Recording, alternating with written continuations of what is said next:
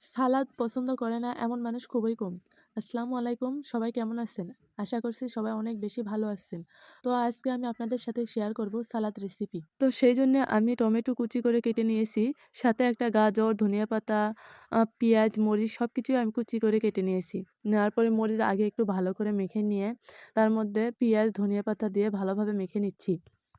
তো ভালোভাবে মাখানো হয়ে গেলে আমি এর মধ্যে খাঁটি সরিষার তেল দিয়ে আরও একটু ভালো করে মেখে নেব। আর পেঁয়াজ, মরিচ, ধনিয়া পাতা, সরিষার তেল এই মাখাটা হলেই মানে দেখতে অনেক সুন্দর লাগে। তারপর আমি টমেটো, গাজর সবকিছু একসাথে ভালোভাবে মাখিয়ে নেব। আর এই সালাডটা যত মাখবেন ততটাই স্বাদ আসবে। অনেকে আছেন চামিচের সাহায্যে সালাদ মাখে। তো আমি তাদেরকে বলব হাত দিয়ে মাখার চেষ্টা করবেন। কারণ চামিচ দিয়ে অতটা ভালোভাবে মাখানো যায় না, যতটা না হাত দিয়ে করা যায়। আর আমরা তো গ্রামে থাকি। গ্রামের মানুষ চামচ দিয়ে কাজ করা একটু খুব কমই পছন্দ করে।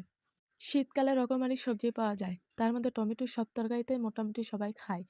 আবার টমেটো ভর্তা, সালাদ, খাট্টা। সালাদ আমার অনেক পছন্দ। সেইজন্য আমি ভর্তা ভাত হোক তার সাথেই সালাদ করে খাই।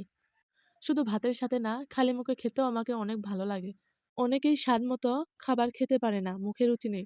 তো তাদেরকে আমি বলব, আপনারা একবার হলেও এভাবে সালাদটা তৈরি করে খাবেন এবং কমেন্ট করে জানাবেন যে কেমন হইছে। ভিডিওটা ভালো লাগলে একটা লাইক, কমেন্ট, ফলো করে পাশে থাকবেন সবাই। আল্লাহ হাফেজ।